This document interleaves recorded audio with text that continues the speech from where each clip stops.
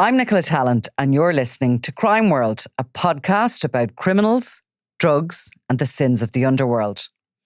We're Ireland's top podcast for 2025, and now we've got a new website. So if you want to learn more about crime and criminals, if you want stories, extras, and podcast subscriber specials, go to www.crimeworld.com. So Michael B. Berry had a sort of unusual plea for mercy, I think it's fair to say, in the High Court last month, Eamon, when he came before a judge in a case brought by the Criminal Assets Bureau. Yeah, well, Michael B. Berry is, he's done time for being the leader of a gang involved in ATM robbery heists back in 2009, around that time.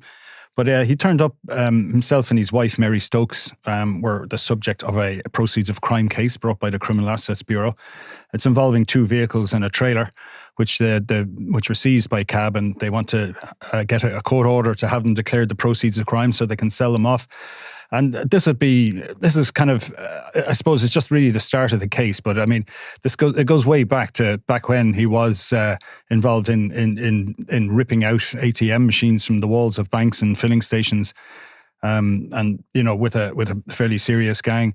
So he turned up anyway in the High Court, representing himself, because he said that he'd been unable to find a solicitor to deal with the case, and that that the vehicles were seized 5 years ago. And he mentioned that, look, he says we need the Jeep. We've 8 kids, and he said that his wife is walking the children to school in the rain.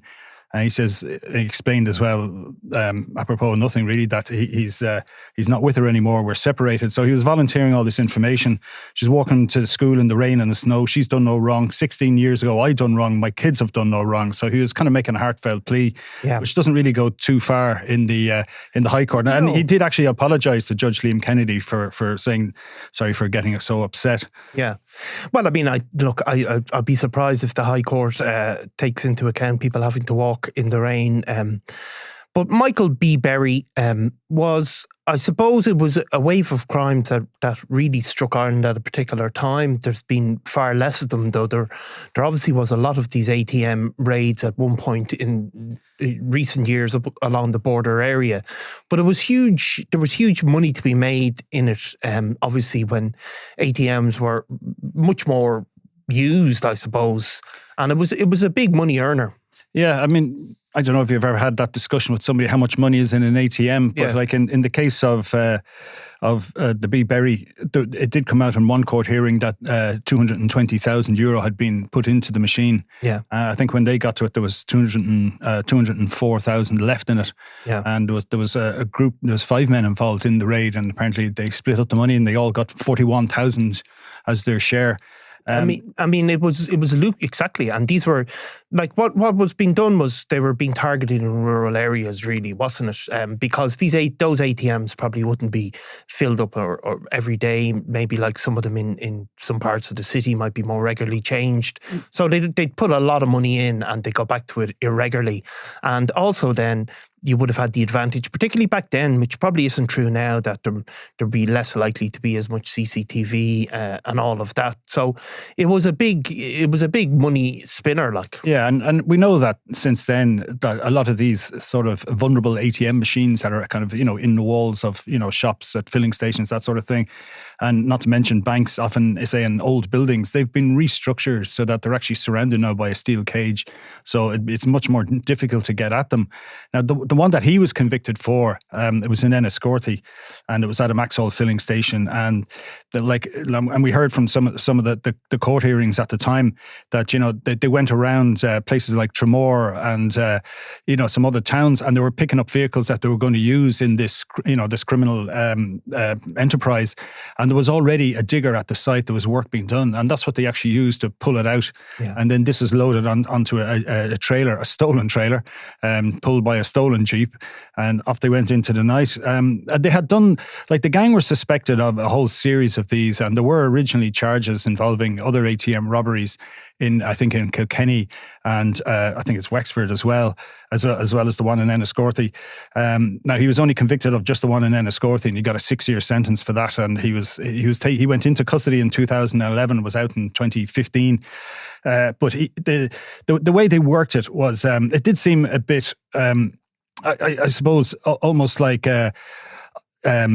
not an impulse, but you did wonder how well planned they were if they were stealing vehicles that very night, to do it. So maybe it was something to do with their faith in their own skills, that no matter where they go, they were going to be able to rustle up some vehicles straight away. But while I suppose in a way I'm not doing them justice, because they were actually seen as a very sophisticated gang, and the guards actually set up Operation Slope specifically aimed at breaking up this gang and tackling their money laundering. And at one point there was just earlier read a Dáil question about it from some years ago, and there was something like 53 people. There's well over 50 people that were arrested as part of Operation Slope, which uncovered money going through different accounts, and it kind of showed you that this wasn't really, it wasn't a small time, robbery gang that were taking their chance. Like he had serious gangland connections as well.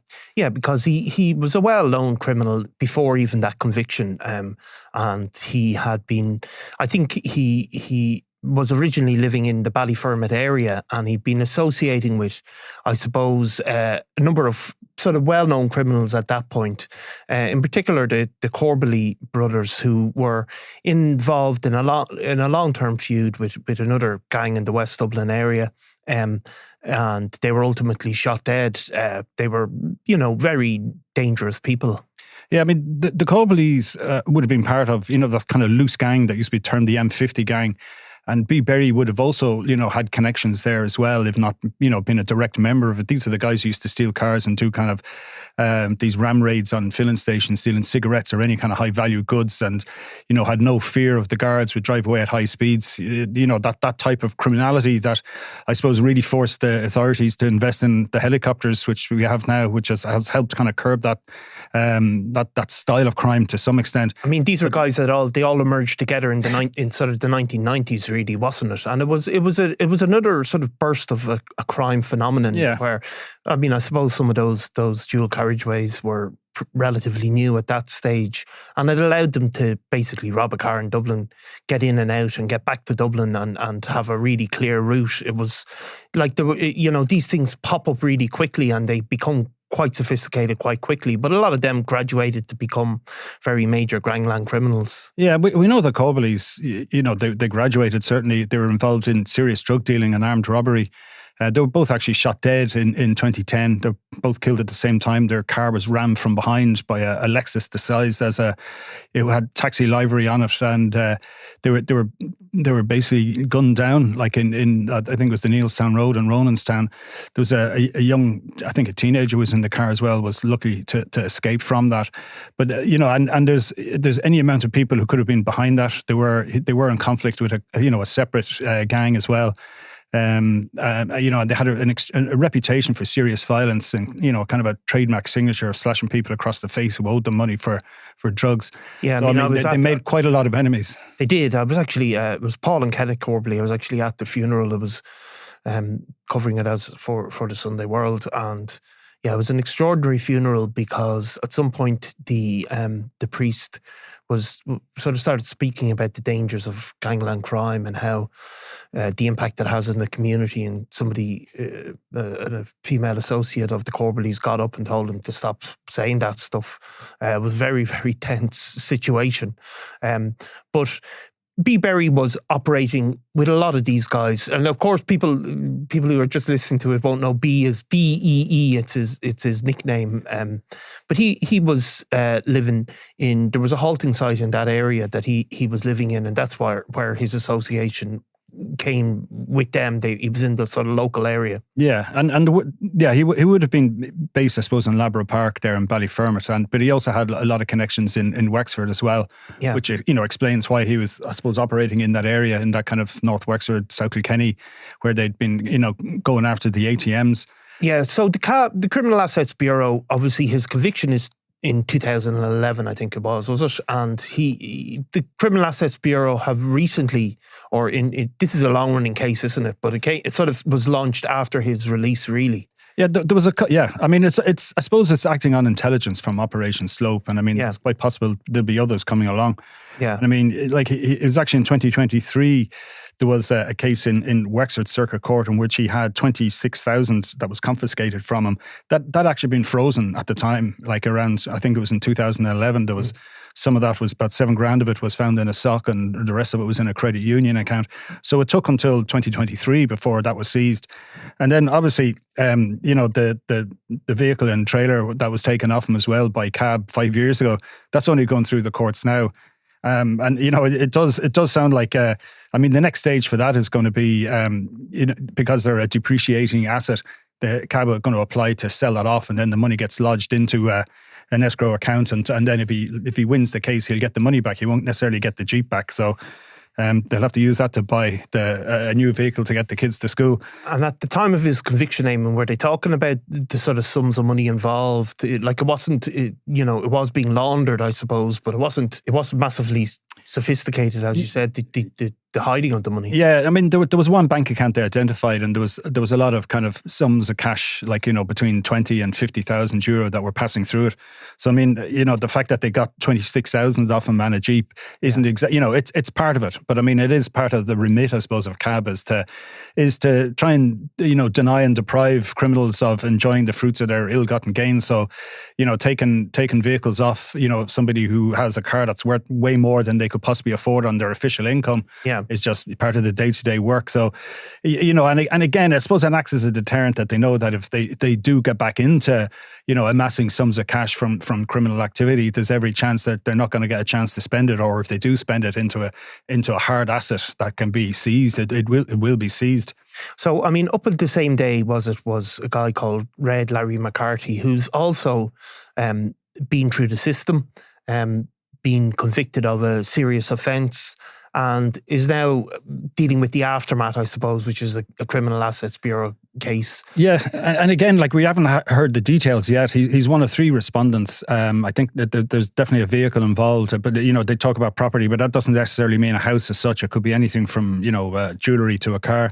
And his solicitors wanted to come off record. They had trouble. This is all said in court. They had trouble, accessing him. He's serving a sentence for his role in the attempted murder of his Limerick gang rival Christy Keane in 2015. So he's serving I can't remember now, it's a 6 or an 8 year sentence. It's reasonably lengthy anyway. So obviously, if someone's in custody, it's hard to get people maybe to sit down and swear an affidavit or get a lawyer into the prison to do the day's work that would entail. So basically, the judge involved just wanted him produced in court to make sure that he was happy that his solicitor was coming off record. Yeah. So I suppose it's a technical thing. So he was brought to court with quite a number of prison officers. He was kind of left standing outside for most of the day. He was handcuffed. This is in the old Four Courts building. It's not in it's the CCJ. And when they were taking him back then, of course, to the prison van, he put his jacket over his head in case any pesky journalists like myself were trying to get photographs of him. No, he's been photographed many times. So I always do wonder at the logic of that, like these guys where, if there's so many pictures of them, what difference does it make? But look, fair play. Trying to annoy us, I suppose. I mean, it's a bit of a game, I suppose, isn't it? It is. Well, look, I mean, you've got to entertain yourself. But Red Larry, like, there is a reason why we've picked many pictures of him, because he was at one stage regarded as being the number one figure in the Dundon McCarthy gang. He is first cousin of Wayne and John and Desi Dundon and Ger Dundon.